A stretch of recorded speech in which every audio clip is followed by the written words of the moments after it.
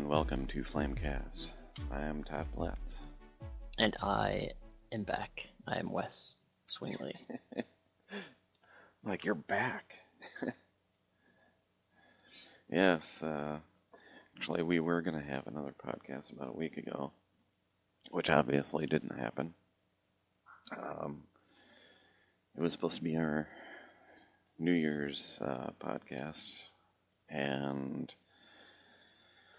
yeah, I had a whole podcast gaming party all set up, and people that I needed for the podcast to come in person did not show up when they were supposed to. And instead, people that came before them,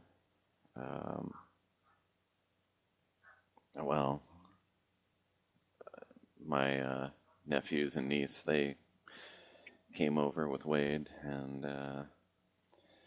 then things got unruly. As happens near the holiday, things tend to fall apart. No matter what.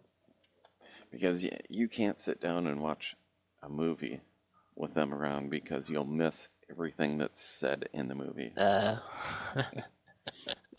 It's like that. I mean, they've gotten better over the years, but... Well, that brings up a quick early discussion. Are you that type of movie watcher? Like, do you brook no discussion during the movie, or just minor comments only?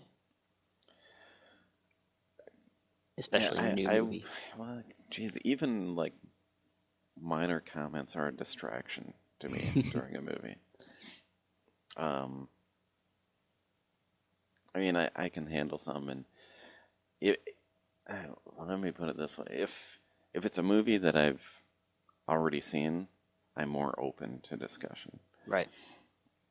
Because a few months ago, I sat down and watched Purple Rain with my friend Amy, and she had not seen it before. Uh-huh. So as we're watching it, there's a lot of questions that came up from her. And like, what the hell is happening? Why did he hit her? Yeah, well, yeah, there's a lot of questions like that. And I'm like, trying to explain things, but in the meantime, I'm kind of caught up in the movie, so... She's like, I'm sorry for asking questions. I'm like, no, that's okay. But Purple Rain is a special movie. Yeah, I mean, watching it now as opposed to like when it first came out. Right. I mean, I was only a teenager when I first saw it, so you watch it now, it's like, holy crap, he's a jerk. He's awful. He's so awful. When she gives him the guitar and he just backhands her, oh man. Yeah. Well, just some of the, the talks that they would have even before that, going out to, the Minnesota River, which is not Lake Minnetonka, and he just doesn't, talk well with her and stuff. It's like, yeah, it's almost cringeworthy. That's kind of what I saw. I saw it for the first time, I don't know, maybe 7 or 8 years ago or something, much later in life. I may have seen it when I was a kid, but I didn't remember it. But yeah, I was pretty shocked. Yeah. The music is good. Yeah. It's like a hour and a half music video. Right. With all of the like emotional context of a music video as well. Yeah. Oh, thank God 2016 is over. Yeah. I mean, I heard someone talk about it. Was it on another podcast? I can't remember now. But they were talking about, all the people we lost and all that during the year. And they're like, if you if you add up the numbers and stuff, actually 2006 was a lot worse than 2016. Oh, okay. Who are any of the memorable ones from 2006? I can't recall. I would have to look it up. I'm looking it up right now. Yeah, it was 2016 did a good job of getting really like culturally important people. Well, especially for people that grew up in the time periods that we did. Yeah. It's like there was a lot of recognizable names and people you'd kind of follow.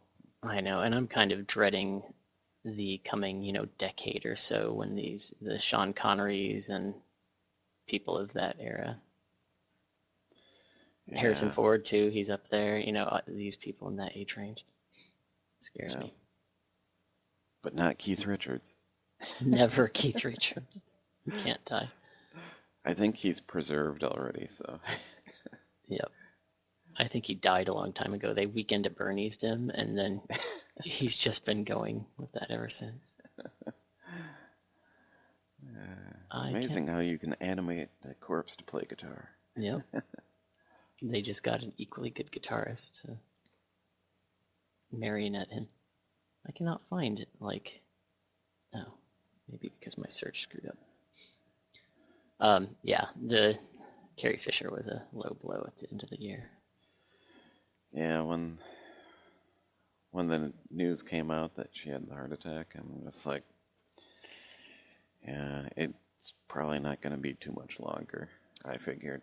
The way they treated the heart attack, I've told people that kind of scared me. Because often when a celebrity has a heart attack, like the day later they'll say, they woke up, they said hi, they thanked everybody for their support, blah, blah, blah, that sort of stuff. Yeah. None of that happened. Yeah. It seemed like she went out there, never regained consciousness again, so. Yeah, it sucks. And then her mom goes and dies the next day. Yeah. All right, I'm looking at 2006. I'm not seeing anything major.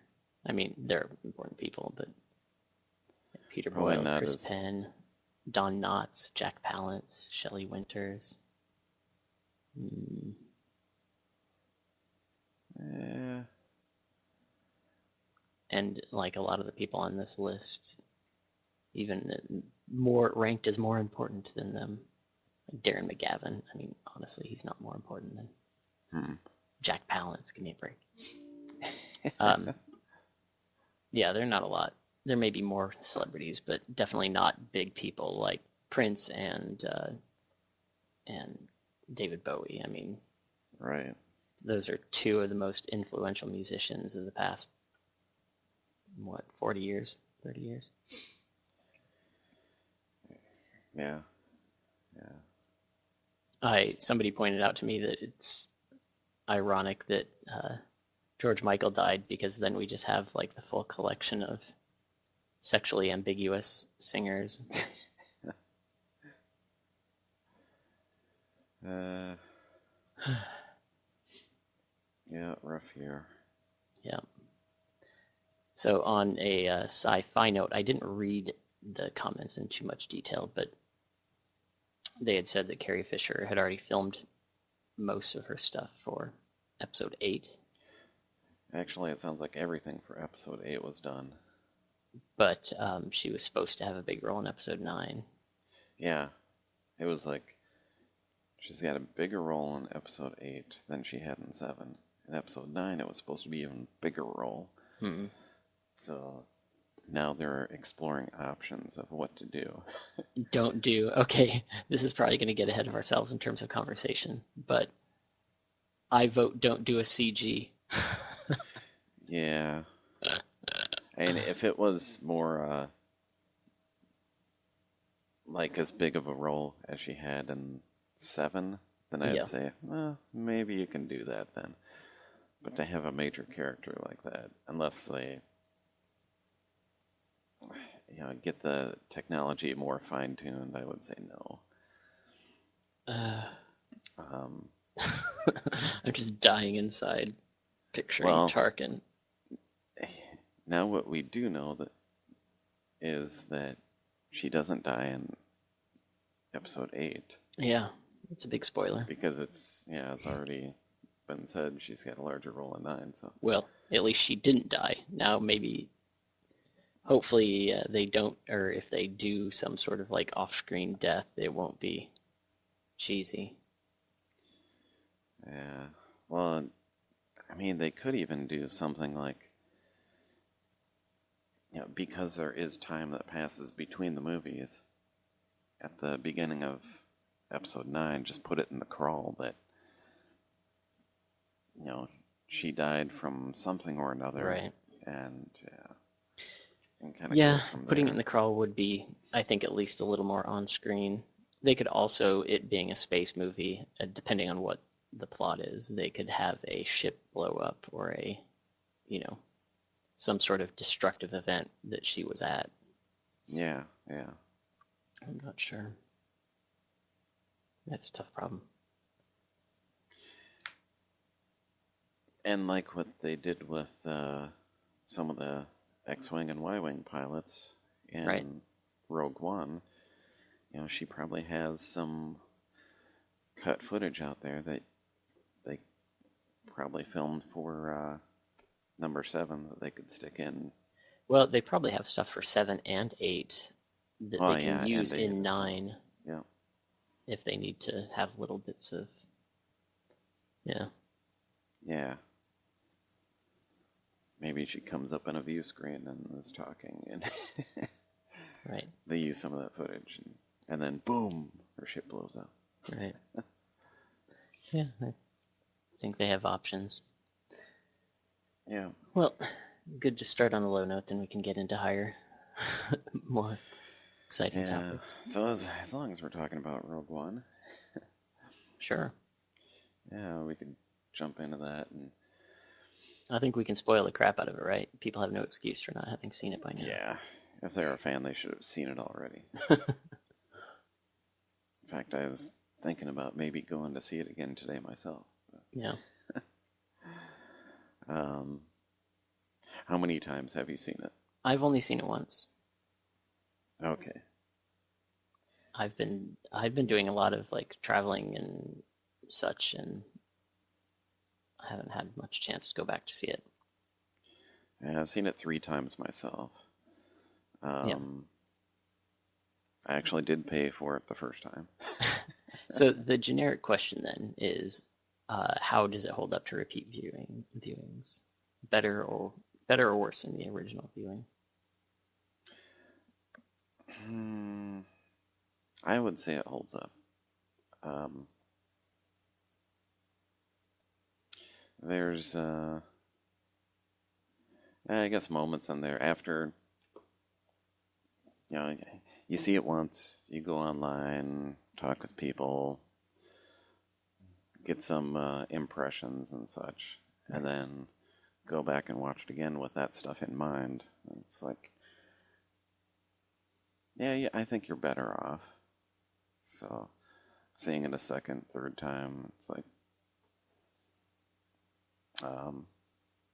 yeah, you see some of those posts on Facebook. It's like, oh, Easter eggs that you definitely missed in Rogue One. And it's like, okay, they're listing the stuff, and I'm like, no, I recognize that. No, I recognize that. I think I had seen One some that you people definitely mention. missed. I think people had mentioned the red leader and yellow leader stuff in the Easter eggs. I'm like, really? Gold leader. Gold leader. Yes, sorry. I'm tired. Yeah, I heard that there were a bunch of Easter eggs from Rebels, and I just started watching Rebels, so I probably wouldn't have gotten any of those. Yeah, I have to start watching that. Except I'm not sure what I can watch it on. Yeah. Because I don't believe they have it on Netflix or Amazon or anything like that yet. As far as free content. Right, and I think I had seen that some of it, going back, I can't remember how far, is available on my cable, on the video on demand on my cable. But in the case of a lot of these shows where I miss, like I come in on third or fourth or whatever season, I go to my cable and it has all the way back to the second season or something totally available. So that's really annoying. But it's been pretty good. Just a very quick sidetrack on Rebels.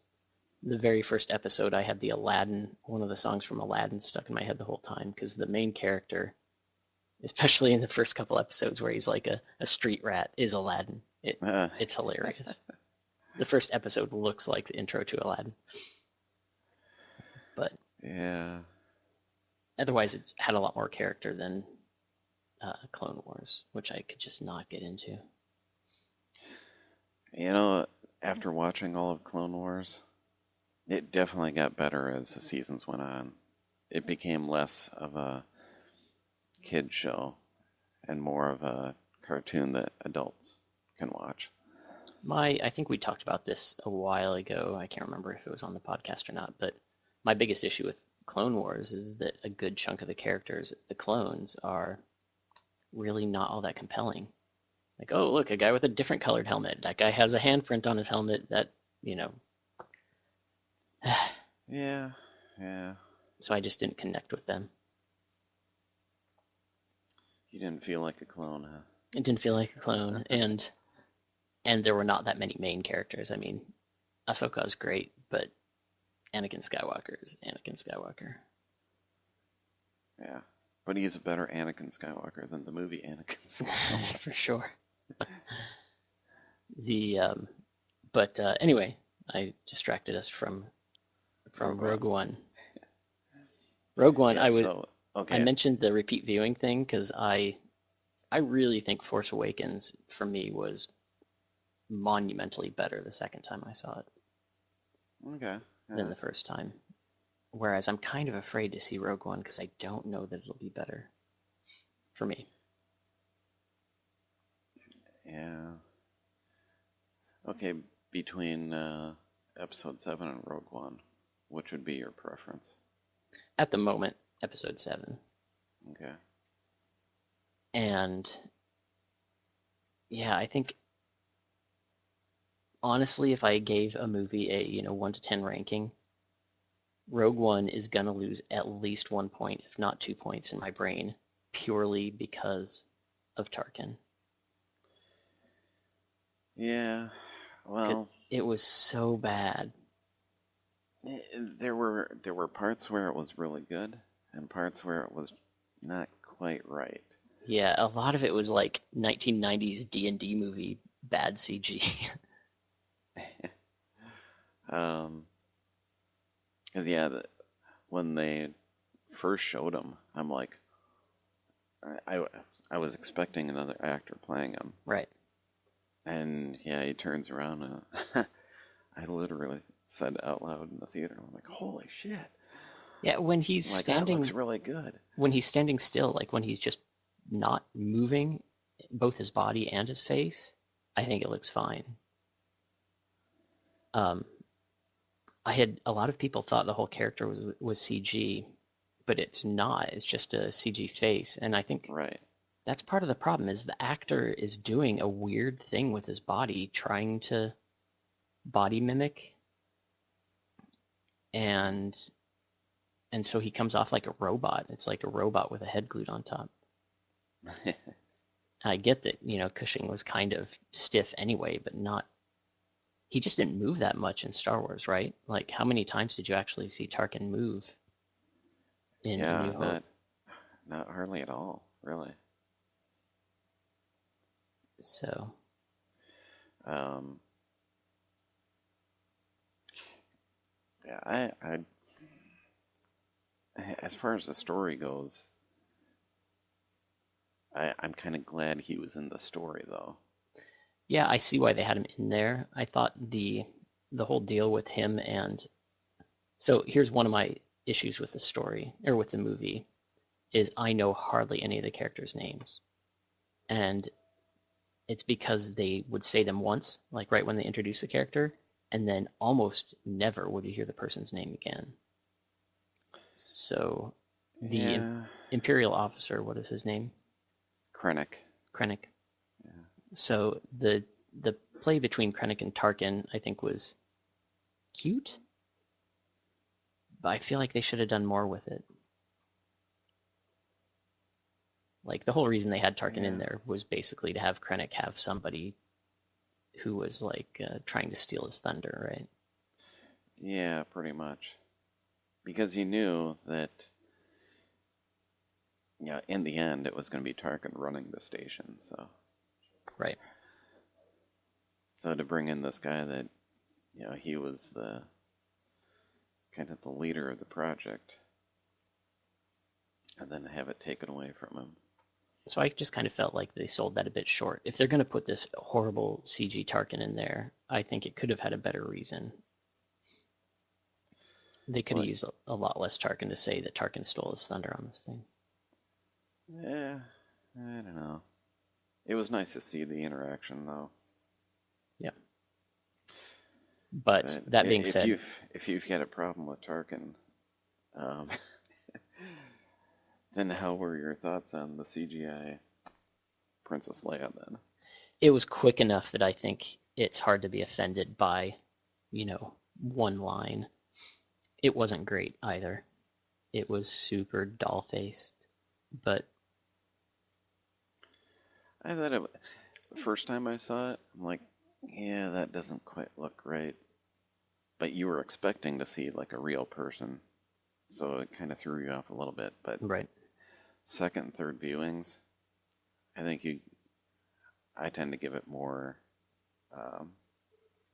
some more credibility there. See, it looks a little better. I was scared to see it again because I was thinking, or I am thinking, that I'm just going to be even more focusing on that because it annoyed me so much the first time that I don't want to go in watching it and just be like in agony every time Tarkin is on screen. But I probably will see it again before it leaves the theater, so we'll see. Yeah. Well, Carrie Fisher herself said that she liked what was done with her character in the last movie. Yeah. So. Well, Carrie Fisher would like to, see her young self again. What was I going to say? The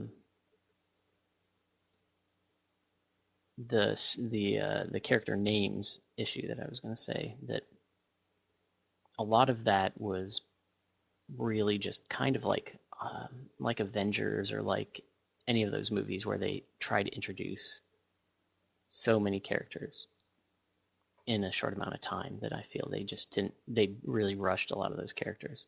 Here's so and so, boom. Here's so and so, boom. Yeah. And so I got Saw Gerrera because they said his name a lot. Yeah. But the two Asian characters, the two temple guards, they said their names like twice in the movie. Yeah, and I heard Kevin Smith talking about that too. He's like, you go and watch, Star Wars, Empire Strikes Back and such for the first time, and you come away with kind of knowing the characters' names. Mm-hmm. And even for him, going to see this movie, it's like, wow, who was that again? What was his name? Well, a lot of the names are odd too, so you don't catch them. Like the blind guy, what is his name? Was it Chirrut? Something like that. And so that one was hard. Even when I heard it clearly, I still couldn't tell what they were saying. And yeah, I mean, I would have to go and actually bring up IMDb to go and find out exactly what their names were, because even sitting through like 2-3 times, it's like you almost have to see them in print first. Yeah, they're a little too odd to hold in your brain. Yeah. So that was kind of an issue I had, and that was just, that's just one of those movie making things. And I know that Star Wars and other sci-fi things have crazy character names, but I think you have to give your audience a little bit. But maybe we're just too old. Well, not having the toys. Exactly, that's just what I was going to say. I mean, you go out and buy the toys, you know these characters' names Right. now. And we're not buying the toys anymore. And yeah, so it kind of just over your head. Yeah. So It's definitely true. I'm curious to see if I can keep up with it a bit more the plus next time. they don't do names like uh, what's his name? Like was it Pondo Baba? Panda Baba. They, I mean, if they threw that in a Star Wars movie now, it's like you might not catch on it. But Yeah. if they call the figure Walrus Man, well, Right. But all of the main or characters Hammerhead, except for if you take his full name, Obi-Wan Kenobi is about as complex as it gets. I mean, you have Darth Vader, that's 3 syllables. You have Luke, Leia, Han, Chewie. I mean, these are all like 1 or 2 syllable, like pretty straightforward names. yeah, I think they went just a bit too far in the craziness. I mean, Jin, I get that. That's good. yeah, Jyn Ursa. It's Yep. easy enough, That's a and good she Star says Wars it name. more than, or it's said in the movie more than once. So It's said so many times. I couldn't quite tell if it was Jen or Jin by listening in the movie. But yeah, I thought she did a great job. I thought her sidekick, the Spanish guy, was not great. Cassian, Yeah, was I that his didn't. first name or last name? No. Nah, I think that's Gosh. his last name. Yeah, it was. Wasn't it like Cassian Andor or vice versa? Oh, maybe. Anyway, I think the actor, I did not think he did a very good job. Yeah, Cassian Andor. Good job. I didn't think the actor did a very good job, and I also just didn't like the character very much because at the beginning he's like, oh, he's a cutthroat, he'll do anything to get his way, and then he meets her and he hates her and she's awful, why do they trust her? And then within like 2 minutes he's like, oh yeah, I guess I won't kill her father and I should just throw everything away, and now she's fine. Well, It seemed like way too fast. Like I feel like maybe there was a lot of scenes between them getting to know each other that were cut. it could be. Although, in the course of a story of a movie, there's going to be a lot of time in between because, Sure. I mean, you can't just go to light speed and get from one place to another that quick. It's I think going that's to the take a beauty few of, hours. except for the new Star Wars where it is way too fast. I think that's the beauty of Star Wars, New Hope, right? Because when they first get on the Millennium Falcon, they have the great scene where Han Solo is your skeptic about the Force, and you kind of get the dynamic between everybody, and that shows what's happening when the ship is traveling through hyperspace. Yeah. And I feel like that's probably the type of scene that may have gotten cut, where you saw these guys get to know each other a little bit better. Yeah, as far as, or as long as we're talking about stuff cut, there's been a lot written online about, well, this scene and this scene and this scene in the trailer was not in the movie. I just read a thing last night. There was apparently an interview I did not listen to. Did you see that? Well, they talked with the director like earlier in the week. Yeah. And yeah, he was just saying, and doing some of the reshoots and such. Well, they needed footage for a trailer now, so it kind of gave them some of the stuff that they had available at that time. But movies are going to be edited up to the last minute a lot of the times. So the thing that I read about was a bit different, though. Like, I do get that movies are going to be edited and you'll have bits that you're going to cut out, but he was actually saying there were a lot of things that he filmed with, I don't want to say no intention of putting them in the movie, but he filmed things just off the cuff. So that scene, specifically, a couple of the interesting ones are the scene where Jin is in the tunnel and the lights go on behind her. Yeah. And that's like the iconic image from the stuff. He said she was just walking away from set and walked by it, and somebody turned the lights on. He's like, "Oh yeah, let's film this. It looks cool." And so that makes it into the trailer because it looks cool, but there's not necessarily any connection. It's not like it's something that he thinks could fit somewhere in the story. Although, of course, something, if it looks good, it might fit in the story somewhere. Right, right. It seemed like, and he said he did that for a lot of things, like the one where Krennic's like head down in front of the, is it a window as well?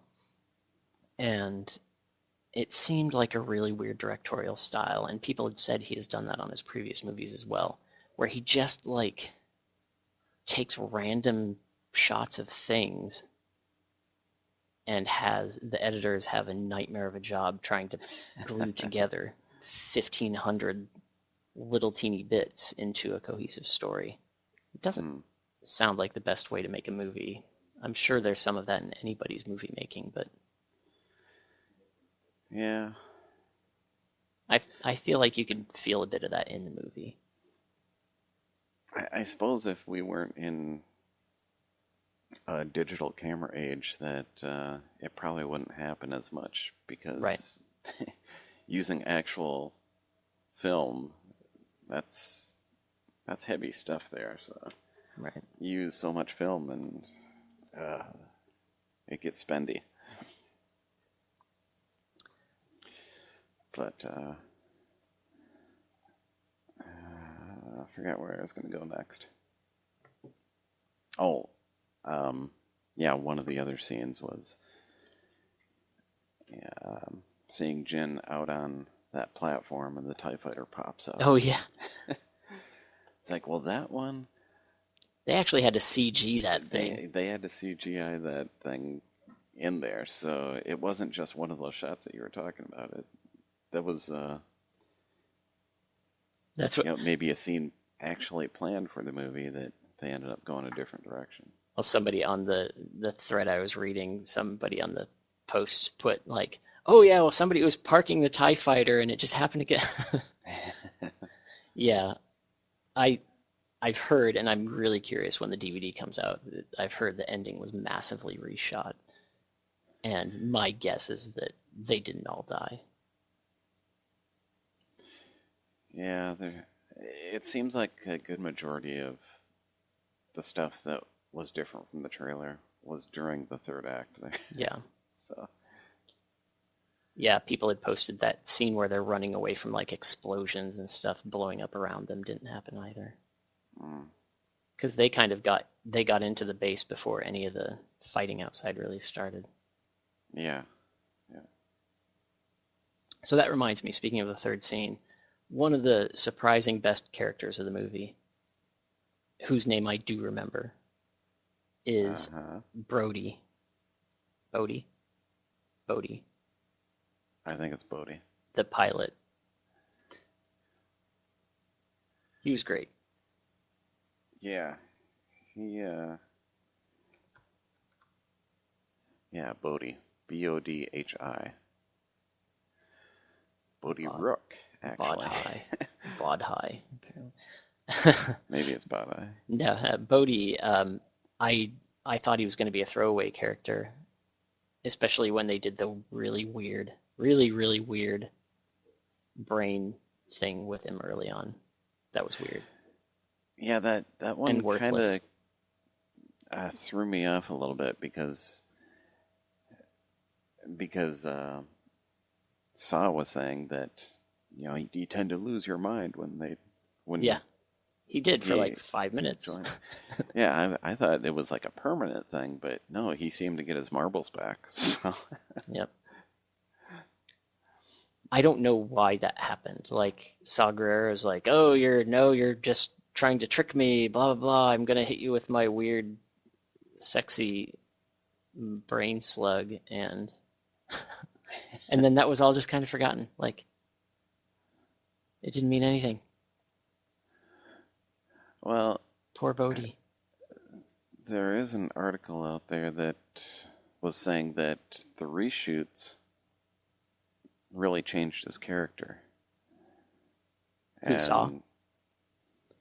For Bodhi. Oh, for Bodhi. So during the reshoots, his character, the backstory was deepened to make for like a deeper emotional resonance. So I wonder what he was like before then. Yeah, I he was, I think, most people's sort of surprising favorite character. So if they changed him drastically, that would be. I don't know. From what I've heard from a lot of people is they like K2SO Yeah, of quite a course. bit. I think that was the obvious character that they put in there for people to like, though. I mean, it's Alan Tudyk, for God's sake. Who's not going Yeah. to like Alan Tudyk? But I think nobody really expected to give a crap about this random pilot. He's like when you play a game and there's characters that come in like the standard NPC clothing, and then there's the characters that have different like clothing that you know they're going to be main characters. Yeah. Bodhi's almost one of those like NPC characters that you're like, oh, wait, he's actually interesting. Yeah. Yeah, for K2SO. The closest analogy I've seen, for his character, someone compared him to Marvin on Hitchhiker's Guide to the Galaxy because he's so kind of pessimistic. Yeah, a little bit. So, yeah, I heard that, and I'm like, yeah, you're kind of right on that. He's a funny design. He's got a funny slouch. Yeah, He's sort of like slouchy robot. The going off on the topic of design, then we're taking a lot of time on Rogue One, so we can move on okay. anytime. But the ship design was a lot better than Force Awakens. I feel like the Force Awakens ships were just the ugliest, god awful things. And here you had a couple more interesting ships, which I wasn't sure if they would do because it existed at the same time as Star Wars. Yeah, they couldn't veer too off the course for some of it, but others it's like, they could go off in different ways because really you've got, a stolen ship here, a stolen ship there. Right. Well, I'm curious But, some of the, like, Imperial fighters, now you've got, new Imperial fighters in there that you hadn't seen before, but, I mean, they're kind of dopey. I didn't like them. Yeah. I mean, I guess it depends on, maybe they have this type of ship over in this system, and they're just coming out with this ship, and it's over in that system, but hasn't gotten over to the other system yet. And so you can kind of explain some of that away. Sure, and I think with the Empire, you can say that the Empire probably has standardization, right? This class of Star Destroyer is going to just be filled with normal TIE fighters, or this one is going to have some TIE bombers or TIE advanced, whatever. I think that makes total sense from that like corporate evil empire of the Empire, and then the Rebels have just a bunch of random crap. So if they don't have the U-wing, for example, like if you don't see the U-wing in the first movies, that just means they didn't have any at the time. Yeah. And, when we do see the Rebel ships attacking the Death Star in Episode 4, all they have is really a handful of ships because their fleet gets decimated at this battle. That's true. Yeah, that makes sense. So, that's why you don't see any capital ships and such, because, oh man, they get wrecked. Oh man, the scene, I want to watch it again actually for the Hammerhead scene. Yeah. Like, the second that Star Destroyer was disabled, I knew it was going straight into the shield. But I wasn't aware that they were going to crash another ship into it, or crash it into another ship. That was cool. Yeah.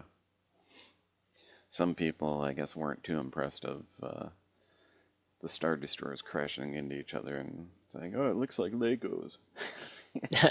Well, they have all this momentum. Like you can't, if you hit one of those ships at an angle with another ship, that's probably what's going to happen, right? Yeah, yeah, The one ship isn't going to move, the parts will fall off of it. I think right. that's totally reasonable. The the one thing that bugged me from a totally nerd, and this is me being like as nerdy sci-fi nerd as I can for a moment, the thing that really bugged me about the ships, the U-wing and those whatever those transporters that look like a whale, is there's Oh, no yeah. logic to the wing positioning. So Yeah, like when the yeah. U-wing first took off, it took off with the wings to the side, and then they put them forward. And I'm like, okay, maybe on on a planet it has the wings out, and then they put them up when they take off. Nope. Later on, they do exactly that. They land with the wings in forward position.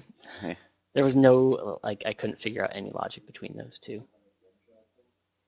And then the transports when they I almost thought that when they were descending they put their little wing flaps up, and then when they were ascending they put them down. But nope, that was all over the place too. Well, the transports. That's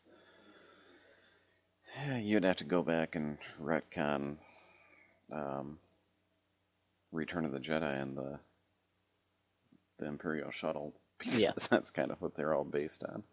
yeah. No, I So, don't mean that one. oh, I mean the ones that they look like a whale. They're just like a big box, and they have like two little winglets on each side.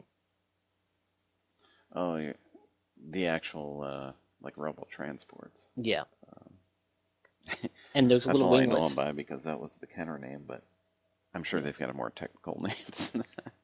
those little winglets are just up or down whenever. I feel like there's somebody inside just flicking a switch. Oh, wings up. Flick them up. Oh, wings down. Uh, Anyway, that's me being a nerd. all right. I want some logic to my fiction. Damn it. Hey, mentioning fiction, I just got done, what was it, a couple days ago, with Star Wars Catalyst. It's the story leading up to Rogue One. Yeah, I think I have that one in my Amazon wish list. I've had it there for a while. How Yep, was it? I got it.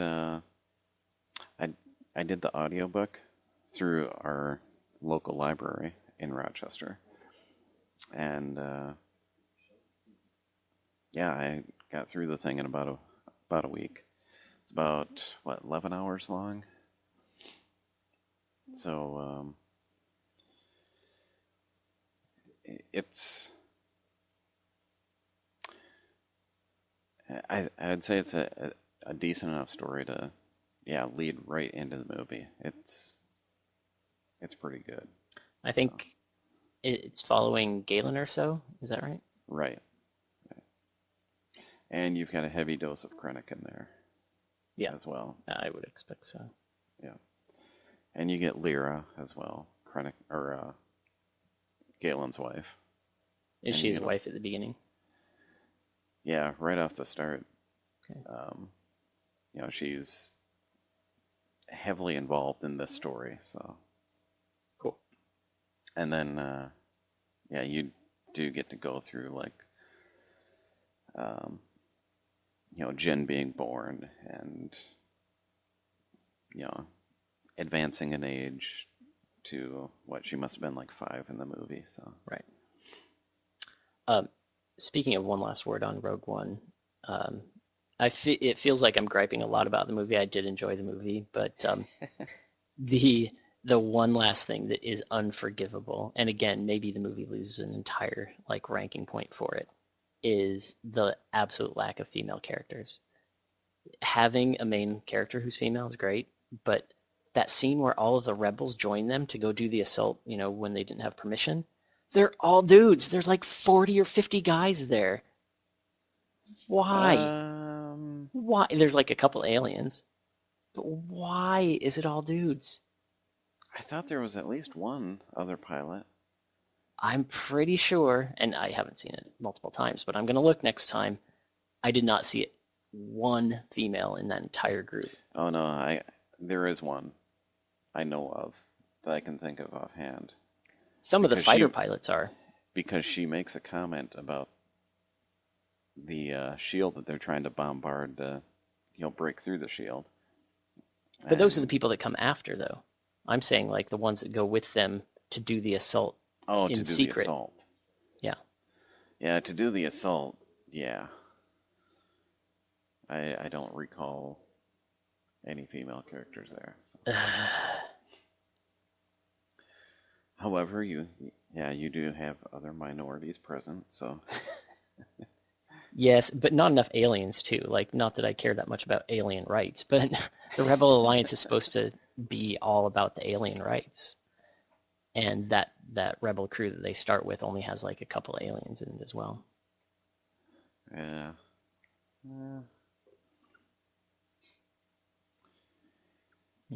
Yeah, some people can overlook that, I guess, but for Alien West, rights. it's a problem. Alien rights first, female rights second. Just kidding. Okay, I'm sorry I've complained too much about Rogue One. Just trying to save your cred, huh? I don't know. Like I said, I think a lot of those things, everything I've said in the last 30 minutes, a lot of it is movie making. A lot of it is not storyline or characters. I need to watch this director's other movies because I think it was just kind of bad directing.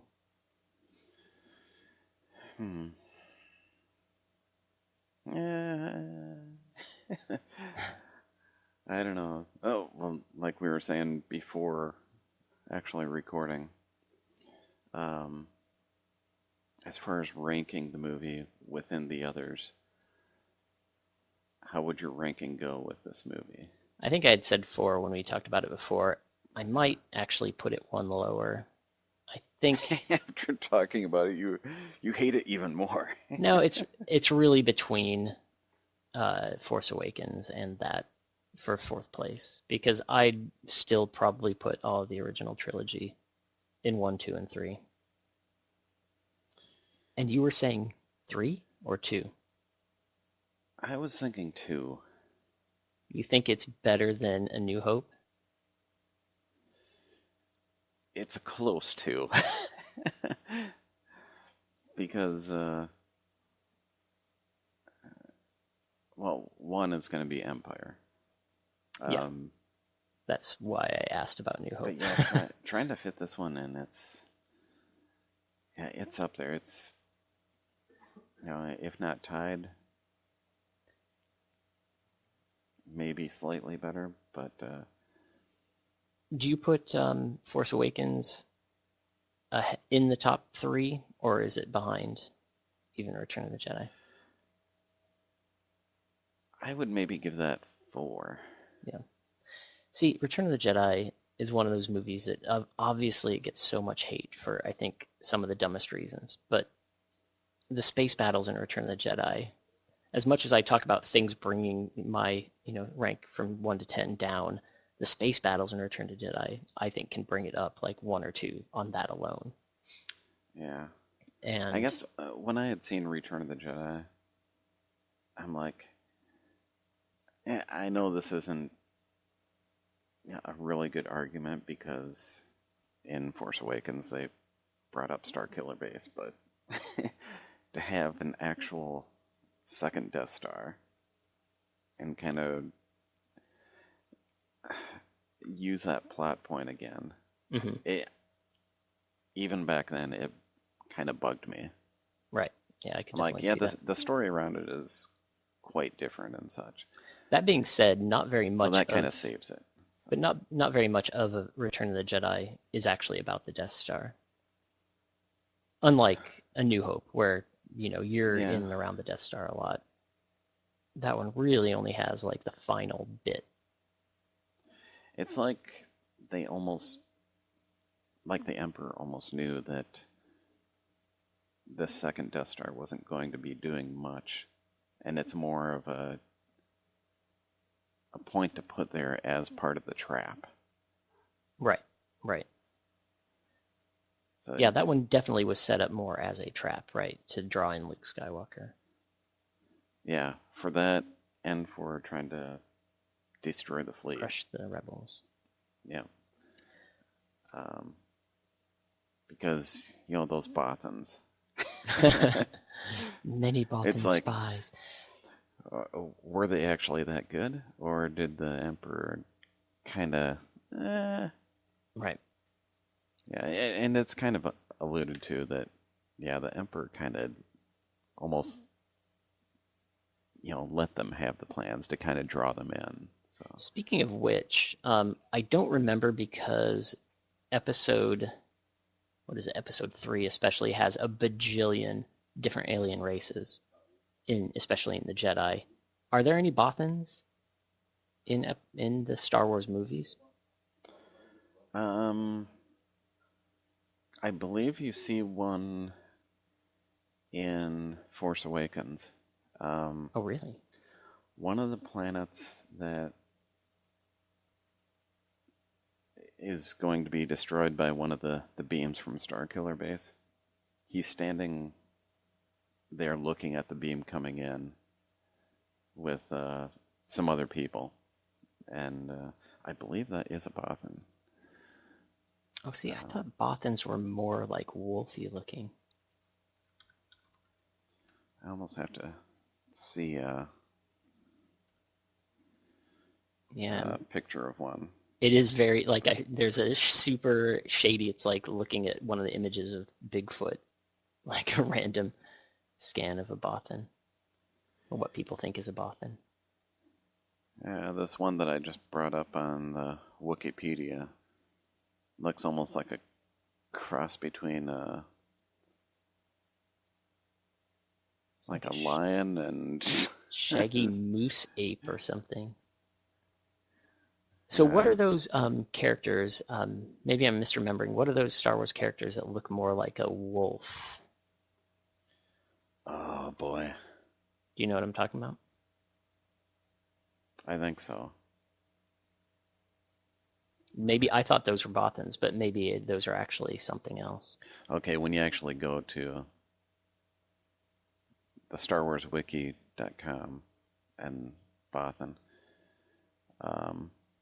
the picture there is the picture that I had been thinking about when I was thinking about what does a Bothan look like. But yeah, I'm pretty sure the guy that you see in Force Awakens that's about to get his planet torched is Bothan. I feel like that's a bit of a stretch for the. Obviously, Bothans haven't been in anything then, because if you search for Bothan in just the image search, they do look like what I'm thinking about, like that more of a wolf man sort of thing. Like a cross between a camel and a wolf, I guess. And that one doesn't look like it much at all. Yeah. Appearance. Kooky.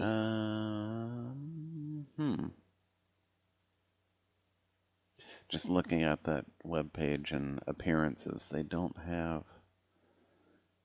the movie listed as an appearance, but who knows when this is updated last.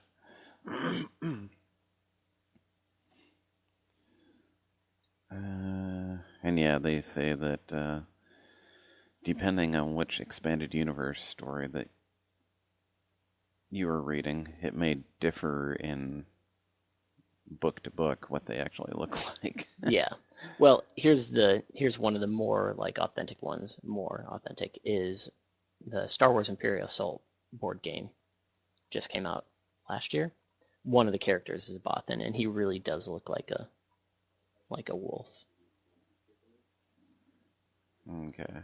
And I'm not sure about the status of the Fantasy Flight board games in terms of canon and all of that sort of stuff. God knows with what Disney and Lucas did with all this. Yeah. Oh, all right. Interesting. All right. Well, that took up a good chunk of time there. That was a lot of time. Well, we can go to the fan film of the month. All right. And I went and closed my browser at one point, so I do not have the movie up. But I did write down the title. So I will send you a link. everyone will get a link to it, of course, on the final release of this edition of Flamecast. But name of this one just came out not too long ago. Han Solo: A Smuggler's Trade.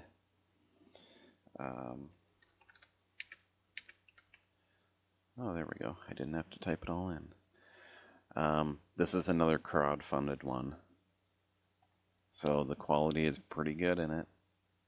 And yeah, so that means for like people like me that try to make any type of fan film movie, it just makes it that much harder. But yep. Some people have ridiculous abilities. The guy they have playing Han Solo, I gotta say, in some of the shots, he looks really Harrison Fordish. Mm-hmm. In other shots, it's like, yeah, he kind of looks like something else. You know, not quite Harrison Fordish, but it's a fan film. So overall, I think he does a good job.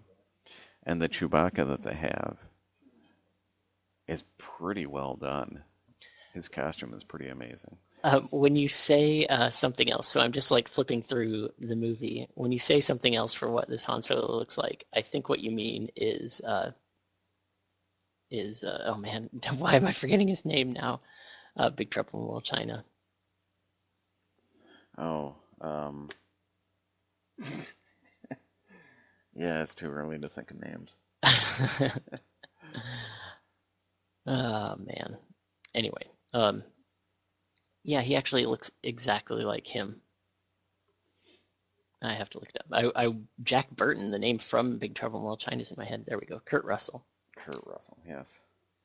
This Han Solo looks a lot like Kurt Russell. They need to make a Kurt Russell, a Big Trouble in Little China fan film. They got their guy. Yeah, aren't they making a reboot of that movie? Big Trouble in Little China. Good God, I don't know. Wow, this guy looks. I think they are. I'm not sure if it's still going through or not, but yeah, they have to remake everything. No, the Chewbacca does look fantastic. Yes. But yeah, the synopsis, anyways, is Han sets out on an epic quest to rescue Chewbacca, and yeah, he kind of has to deal with someone who's kind of imprisoned Chewbacca in order to get a relic, and Han brings a relic, and what happens when that happens is kind of where the story is. So, and there's not much to the movie, but still, it's pretty well done. It's short.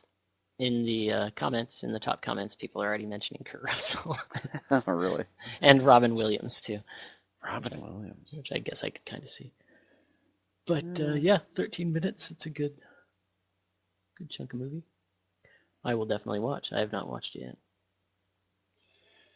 And I might go off and actually add in a second fan film, because I don't believe we've done this one, but it's way too good not to mention. And I'm sure a lot of people have seen it by now. But if you have a chance and haven't seen it, go check out Bad Lip Reading of bad start. of Seagull Stop It Now. Oh gosh, we ended up watching that on New Year's Eve while we were kind of waiting for people to show up, and that song just stuck in my head for like 2-3 days. Awesome. Also, as a follow-up to a previous fan film, the Futurama fan film has been released. Oh, it has. Yeah, make of it what you will. It's I didn't make it all the way through it. I'll just end it at that. Ooh, because the trailer looked so good. Yeah. It's not. I was happy to note that, like, when I started watching it, I thought I was going to have, permanent psychological damage. But that's not why I stopped watching it. It was just not terribly interesting. The guy who does Bender's voice is really, really bad. Really bad. And really bad. If I did an impression of Bender, it would probably be equally as bad as this person. So you're saying they probably should have stopped at the trailer. They probably should have got a better Bender. But it was just kind of boring. It wasn't all that interesting at all. So, but that's out there if people want to follow up on it. Okay, we'll make note of that one too. As far as putting links out there for this stuff. So I'll have to see how far I get in watching that one. Yeah. No, I think it won't be as bad as you think it will be. That was my impression anyway. And Futurama. All right. Well, as we do every time after going through the fan film of the month, we watch a Star Wars Kenner commercial. From Kenner's Star Wars collection, the new Darth Vader TIE Fighter. Careful, Luke! We've got company! X-Wing fighter and action figure sold separately. Batteries not included. He's on our tail, Luke! Darth Vader's TIE Fighter has flashing lights, action sound.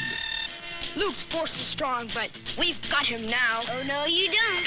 We've lost our solar panels. Perfect hit! I'll be back. Kenner's new Star Wars Darth Vader TIE Fighter. X-Wing fighter and action figure each sold separately. And we're back. How many commercials are there? Are you gonna run out of commercials? I've got 3 different files of commercials, and there's probably like 30 commercials in each one. Wow. And we're still on the first video of them. So at some point in there, you need to sneak in the commercial for Sharks toys with The Rock. Or is that The Rock? Gosh. Wait. No, with Vin Diesel. Vin Diesel, that's right. Yeah, that's super bad. Yeah, as long as we're talking about them, that happened to be one of the trailers that we had to endure through the beginning of our pre-Rogue One viewing. The Fate of the Furious. Yeah. Because it has 8 in it. I don't really see how people can watch these movies. I've tried. So people maybe don't know, or certainly a lot of people don't expect. I am kind of a car guy. I like cars. I have a sports car, and I have tried. I've tried because some of the later ones, some of the the last few, actually are supposed to be kind of good, and so I've tried to watch through to see if it's worth getting through them to watch some of the better ones. I can't do it. Getting through the first movie is... I'm not even sure there's enough alcohol to make that movie worth watching. Yeah, and I've seen trailers for all these, and it's like, this just does not interest me whatsoever. Somebody was commenting they are going to pass Star Trek movies in not too long if they keep up. Yeah, and it's like, why? How? Yeah, more like how. I just want to know how they get some of these letters into their name. Like 9, I think they could pull that off. 10. They could make it a German one. 9 more furious. But it's gonna be fun to get 13 into something. And it's funny because they made fun of the Rocky movies back in the 80s, for having sequel after sequel, and it's like, that's nothing compared to what they've done in other franchises now. I know, that's... Friday the 13th, it just went sad? on and more sad. Isn't that sad to think that in the mid-80s, we were disgusted by the thought that a movie would have 5 versions, and now we're out of control. I mean... I want to know how many Land Before Times there are. You want to guess? I have no idea. I'm say gonna 11.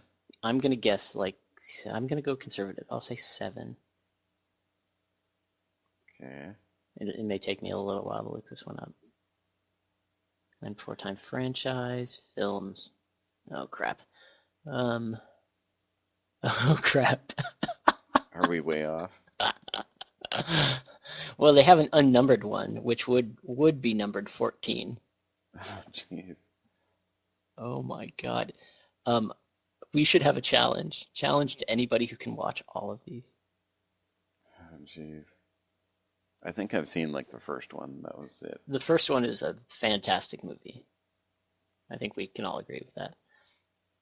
The second one, I think, is watchable. I can't remember, because that came out way long time ago, 1994. So I'm sure I've watched that. But, yeah. No, they didn't make one. They made 13 in 2007, and then they finally stopped.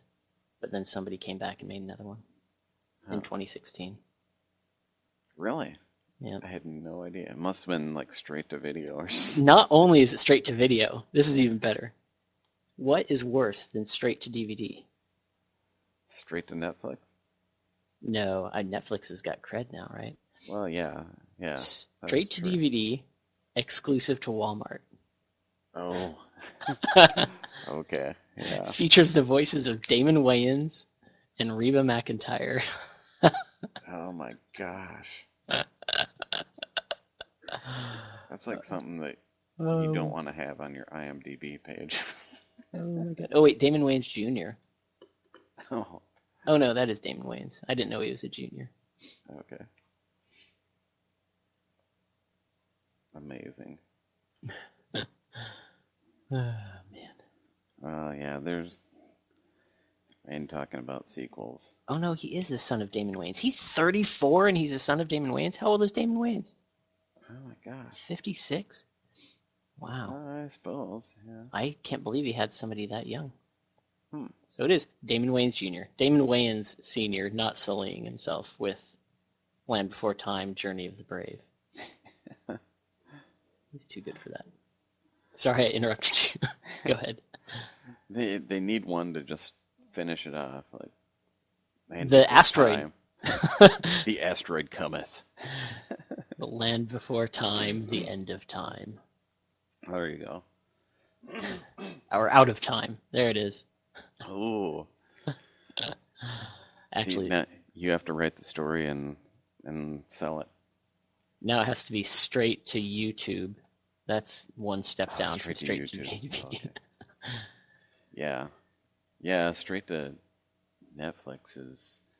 I mean, it's especially since the Marvel series have come out. It's like stuff going to Netflix is really actually decent. Speaking of stuff going to Netflix, one last bit of sci-fi for people who don't know. You know what's coming to Netflix this year? Maybe you haven't heard. I don't know. MST3K. You're from Minnesota, Todd. Yeah. Yes. This is your cultural right. I haven't watched that in so long. I am a backer of the Kickstarter to bring back MST3K. Ooh, awesome. And I can't wait. I don't know if you followed any of it, but the new whatever you want to call him, the new Mike, the new Joel is right. Is Jonah. Why am I Jonah forgetting? Hill. What is his name? Isn't that Jonah Hill? Jonah Hill is the fat guy, right? Yeah. It's not Jonah Hill. You're gonna make me look this up. I have to look it up now because I just can't remember his name. Anyway, he's from The Nerdist. He is right. Pretty funny, and I think he'll do a good job. That's right. I do remember him talking about it on Nerdist podcast. Jonah, what's your last name? Jonah Ray. Ray. Yeah. I think he's a perfect schlub. Is that what you call that character, Mike and Joel? The schlub?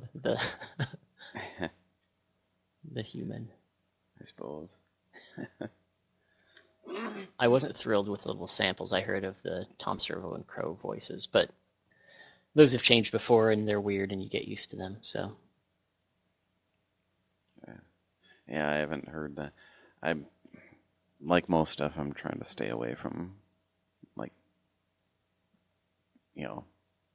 pre-release spoilers type stuff. So. We speaking of those guys though, if people don't know, Riff Tracks has been around for a long time. That's Mike Nelson and a couple of the other guys doing riffs that you can buy either just the audio, so they have them for new things like Force Awakens. You can buy just the audio and play it with the movie to have the riff on the movie. Some of the old crappy movies, they sell you the movie and the riff at the same time. And they had a holiday gift. They gave registered members $10, and I bought one of the worst movies of all time that we enjoyed watching a riff tracks of, Super Mario Brothers. Oh my gosh. It is way worse than I remembered it. It looked bad enough when it came out that I'm like, no. You've never seen it? I have never seen it. Oh man, maybe worth watching in riff track. Yeah, I do not want to put myself through that torture. There are certain movies I've watched that, although I've seen that normally. There are movies that I've only seen in the riff tracks. Battlefield Earth, Daredevil, and... Hey, Daredevil I thought was actually... People really knock on it, but it's bad. And then the new... I didn't find that one all that bad. By new, I mean like the early 2000s Fantastic Four. The Jessica Alba Fantastic Four. Yeah. Those are movies I could probably not actually sit down and watch without the riff. Yeah. Yeah, that Fantastic Four I wasn't too keen on. Yeah, none of them are good. That'd be another challenge for people. Watch through all the Fantastic Four. My God, that'd be a waste of a day. I don't know if that's worse than Land Before Time. I'm not going to go out on a limb and say it. Anyway, Todd, we've gotten so off on crazy crap. Anything on the docket to discuss? Oh, well, supposedly there's some bar out there that I had gone to, and Lightsaber Night had been canceled because of me. I don't know if you saw this picture online, but what? It's starting to go around. Oh yeah, you gotta. Savannah found this picture online, and yeah, there's this picture of the front of this bar, and they've got one of those signs where you can, put in letters and stuff, out front, and it says Lightsaber Night has been canceled. Thanks a lot, Todd. Do you know the context? All I've seen is the picture, and that's all that's going around. So I'm just like, what happened? Is it Todd's fault that it was canceled?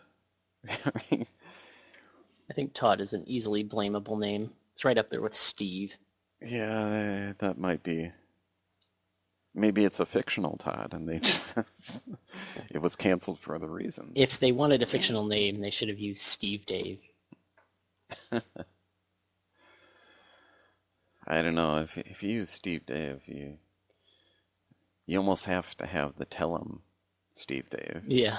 For the whole thing, But yeah, if you put Steve Dave, then like Kevin Smith is going to retweet you, and you'll get millions of views. That could be. But yeah, shortly after Savannah posted this picture on my wall, I saw it went up on another group's page that kind of talk about stuff from Kevin Smith's other podcast, Hollywood Babylon. A lot of stuff gets posted there, and so it might get talked about on maybe the next Hollywood Babylon. So. But yeah, I'm disappointed. I thought you were saying it was legitimately your fault. I'm like, I wasn't there. I thought maybe you were doing the Oh, what was that called? What was that fat kid that was doing the lightsaber with the broom? Yeah. Yeah, that had crossed my mind too. I'm like, I don't know if I did anything wrong, but this is what I was doing, and then post a picture of that video. Yep.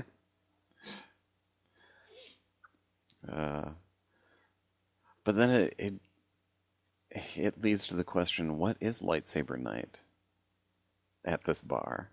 Yeah, I don't know. It intrigues me now. You need to go. Where was the bar? Any idea? I have no idea. Yeah, it'd be fun to go there and be like, "Hey, I'm Todd." They're like, "Get out." All Todds eat free. Yeah. You don't want to start a bar fight though. Yeah. Lightsaber night. Speaking of, one last flashback to Rogue One. What did you think of Dr. Evazan? That's right. I just remembered his name because Yeah. I didn't at the time. And Walrus Man. And Ponda Baba. Yeah. Yeah, I laughed out loud when he showed up. I'm like, no way! I feel like the makeup wasn't great, and that one was one they had an easy chance because they had the dude's makeup. But his makeup was so bad in the first place that who knows? Yeah, That was great. I think it was well enough where right away you knew who it was. Yeah. Especially given, he The chip had on his his one shoulder. line, "You just watch yourself." Saying it with the same inflection and stuff. It's like, yeah, I had to laugh out loud when I saw him. Yeah. I'm like, yeah, that's awesome. Everybody's favorite random Star Wars character. And then it almost seemed like, Pondo Baba was like holding him back a little bit. And then that made me think Ironic. of the episode of Robot Chicken. Robot Chicken, yeah. Where it wasn't his fault at all. He's like, no. Oh, Yeah, that was good. But yeah, the one thing that they say, oh, this is the Easter egg you totally missed. It's yeah. like, no, I saw it right away. But during the battle at the end, the guy whose call sign was Red 5 ends up getting destroyed, and it's like, oh yeah, Red 5, because We have an opening. we have an opening, and a How- couple months later, Luke shows up, and hey, you're the Yeah. new Red 5. It's a good question, is how long did it take for Leia's ship to get captured, or Leia to get the plans, and then Luke to actually meet the Rebel Alliance? I'm curious how Yeah. much time that is. That came up in conversation, actually, just the Did other somebody day do the with math? Chad. And I'm like, well, I almost need to see a star chart to see, okay, where is this system as opposed to, where Tatooine is? And, is it across the galaxy? Is it just a short jump? You don't know. They always talk about Tatooine being on the corner of the galaxy, and yet they get out of there pretty quick. Yeah. But I would almost guess that it may just be like a week or two or less. Yeah. Seems Yeah. pretty quick because they get to the Death Star, however long that takes. That's probably most of the time is them traveling to the Death Star, Yeah. and then wherever the heck Yavin is. Oh, and then I do have to ask, what did you think about Vader's final Tantrum. tantrum? So I didn't really think much of it, and then I read some people complaining about it because it was a bit too tantrumy. It was out of character for the Vader of Star Wars and Empire Strikes Back, because especially in Empire Strikes Back, when he does a bit more fighting, he's very ponderous, very swing, and it was just I could see people complaining that it was a bit too aggressive. I don't know about that. But no, I didn't think much of it when I saw it. It was fine. It wasn't. I kept waiting for them to hand that stupid disc through the door. Yeah. God, It's like, someone take it! someone please put it through the door. That guy stood there for how long before he put it through the door? Yeah. I think that was distracting me too much. Yeah, that might have been. There was definitely a sense of urgency. It's like Vader was force choking and cutting people, behind this guy, and it's like, Yeah. get this thing handed off. It's like you knew that they would, Right. but at the time, you're watching the movie, like, come on. But I do really It's like, like. I'll take it and throw it in there myself. Right. I do really like that it transitioned straight into A New Hope. Yeah. That a lot of people were surprised. I was surprised by that, and I think that was a really cool way to end it. Yeah. Yeah, so you won't see a sequel with these characters because they're all dead, and the sequel is officially titled A New Hope. Yeah. They're all dead. Yeah. That's the big cliffhanger. Not Everybody even dies. K2SO survives, so. He was the first one to go. Yeah, he was. So I there you go. That was a funny scene because if you count Saw Gerrera, I mean, he was really the first one. But he was kind of a waste of time. He died. He didn't do anything. He just died.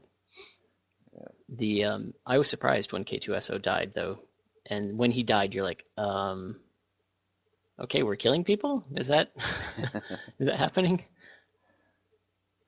Yeah, supposedly, like earlier drafts left some of these people alive, but I bet earlier shots did. I think when we get the DVD, we're gonna have a whole ending where not everybody, where a bunch of people live.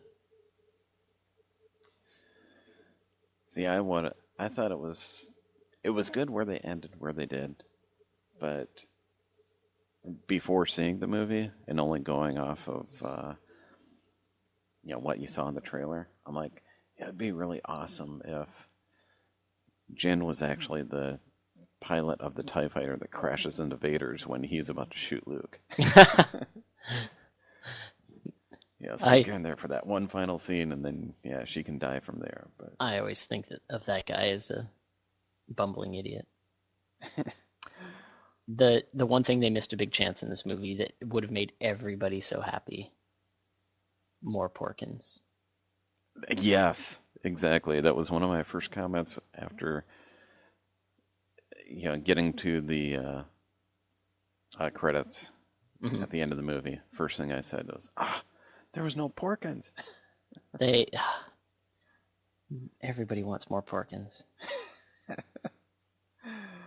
And he wouldn't die, which would be the best part. You could keep making him like almost die. Maybe they didn't have any no footage of him.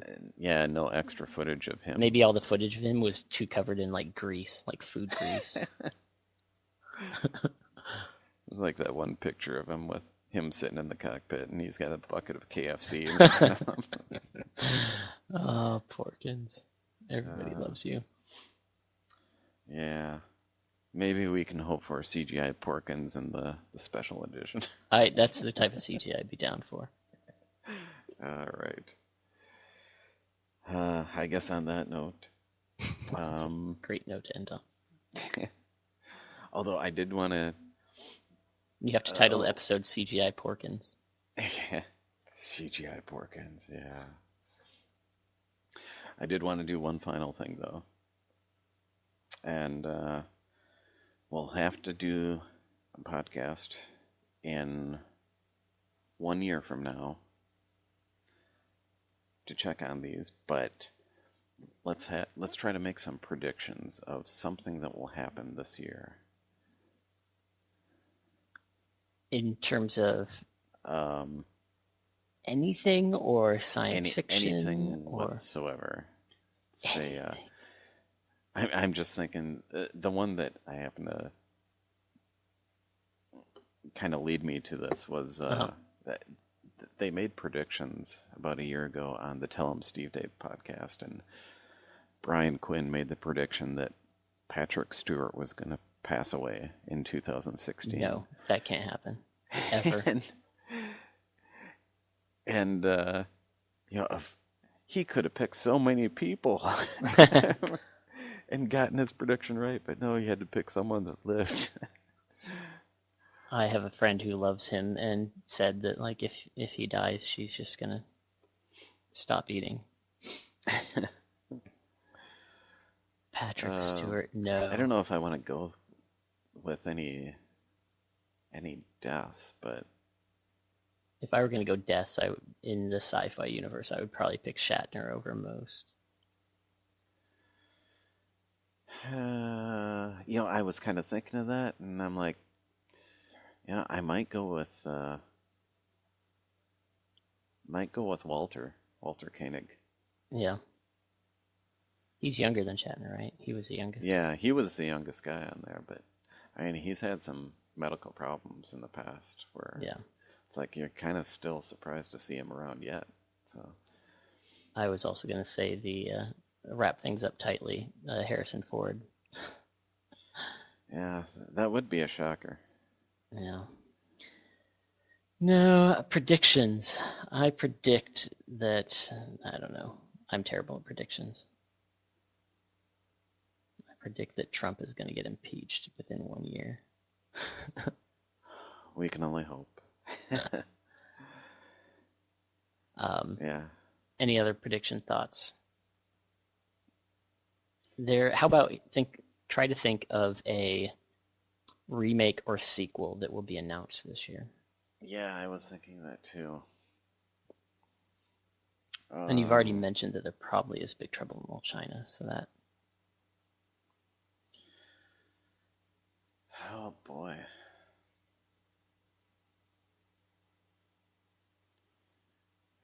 I'm trying to think what is out there that they would try to attempt. I think I'm going to put mine out there, just wrapping back to something I said earlier.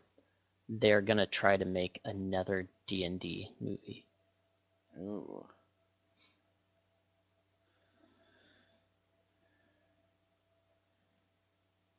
I don't remember the first one. It's got Jeremy Irons in it. And oh my god. You need to watch some scenes from it because and I'm sure there's some on YouTube, the CG of the castles is so bad, and half the movie, I swear to God, half the movie is like circle pans on these bad CG castles. It's amazing. Okay, I have a thought, and I should just look this up just to make sure that it hasn't been announced yet.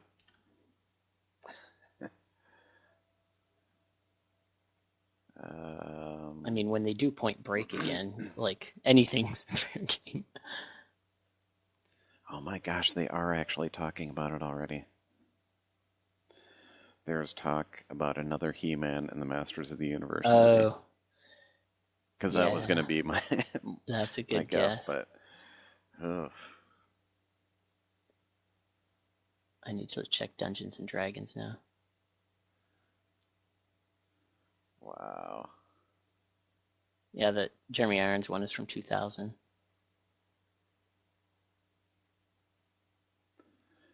No, I don't see anything. It's fair game. Dungeons and Dragons. All right. I predict they're going to announce a new Fast and the Furious movie. Bold predictions. Yeah, unfortunately. Oh my god, IMDb is covered in trailers for this really awful looking movie, Monster Trucks. Have you seen a trailer for it? No. Watch it. It's gonna make you hate me a little bit for making you watch it. Is it gonna turn me into a redneck? Just you gotta watch the trailer for Monster Trucks. I saw it in theater. I think I've seen the trailer in theater twice, and it's so bad. I don't know if you recall this at all, because it was probably released before you were born. But when I was younger, one of the first movies I ended up going to, and I want to say I went with my older brother Scott at the time, but it was this movie called Dirt. And basically it was like I want to say it was like a dune buggy race. It was, I think it took place like out in like Death Valley. And it was more of like a documentary than an actual, there was no plot or anything. And I'm not seeing anything on IMDb. Oh, there we go. Dirt 1979. Let's see if that. Oh, there you go. Yep, I see sand flats. Just like a racing movie. Yeah, pretty Jeff much. McPherson. It just happened to make me think of that. That's really random. Yeah. You know what I need to see a remake of? This is going to get done, not this year maybe, but in the next 5 years. A remake of the classic 1980s movie Baby. Baby. Do you know this movie? No, I do not. It's about a baby dinosaur that I think it's these kids and a baby dinosaur. Come on, IMDb, don't mess with me. I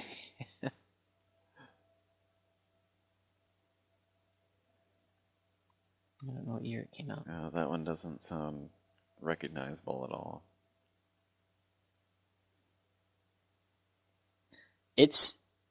I'm sure if I go back and watch it, the baby dinosaur is going to be Baby, Secret of the Lost Legend, 1985. The baby dinosaur model is going to be so terrible.